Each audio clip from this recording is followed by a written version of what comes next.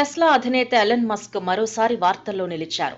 తన సంస్థ space X లో పనిచేసే పలువురు మహిళా ఉద్యోగినులతో ఆయన లైంగిక సంబంధం పెట్టుకున్నట్టు ది వాల్ స్ట్రీట్ జర్నల్ తాజా నివేదికలో పేర్కొంది.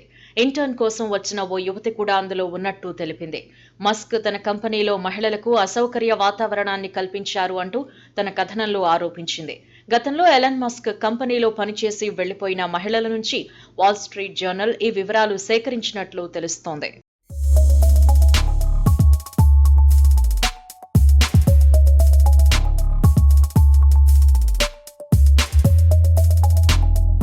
మస్క్ కు డ్రగ్స్ తీసుకునే అలవాటు ఉందని, అప్పుడప్పుడు బోర్డు సభ్యులతో కలిసి వాటిని తీసుకునేవారని ది వాల్ స్ట్రీట్ జర్నల్ పేర్కొంది.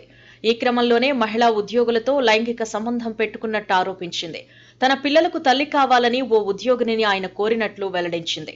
శృంగారంలో పాల్గొంటే గుర్రాన్ని బహుమతిగా ఇస్తానని 2016లో మస్క్ చెప్పినట్టు మరో మహిళ వివరించినట్టు తాజా కథనం పేర్కొంది. కంపెనీలో మహిళల కంటే పురుషులకే మస్క్ ఎక్కువ ప్రాధాన్యం ఇచ్చేవారు అని పేర్కొంది. మస్క్ పై వచ్చిన ఈ కథనం ప్రస్తుతం సంచలనంగా మారింది. అయితే ఈ అంశంపై space ex president and chief operating officer Gwyn స్పందించారు. మస్క్ పై వచ్చిన ఆరోపణలను ఆయన కొట్టిపారేశారు. ఎలన్ మస్క్ పై తప్పుడు సమాచారాన్ని ప్రచారం చేసేందుకే ఈ కథనాన్ని ప్రచురించారు అని ఆరోపించారు. అదంతా అబద్ధమని స్పష్టం చేశారు.